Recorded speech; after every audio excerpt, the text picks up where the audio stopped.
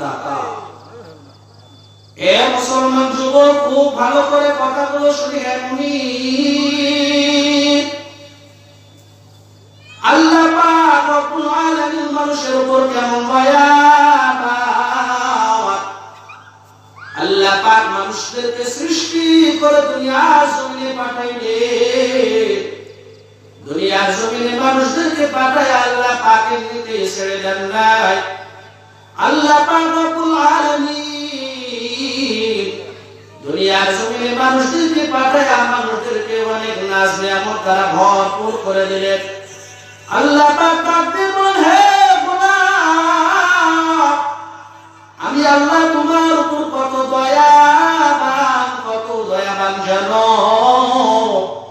আমি আল্লাহ তোমার যখন তোমার মা পেটের মধ্যে কেবলমাত্র সৃষ্টি করলাম, আমি আল্লাহ জানি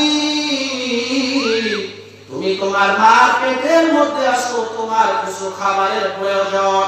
আমি আল্লাহ জানি সেই সময় তুমি কিন্তু তোমার হাত দ্বারা তুলে তুলে তোমার জবান তোমার পেটের মধ্যে দিতে পারবে না। হে গোলাম, খুব ভালো করে শুনি রে ভাই, আল্লাহ পাক ওই সময় মার নামের সাথে তোমার নামের সাথে একটা সংযুক্ত করে দিলেন। আল্লাহ পাক বলেন, হে গোলাম, আমি আল্লাহ তোর মার পেটের মধ্যে তোর কত সুন্দর খাবারের ব্যবস্থা করে দিলাম।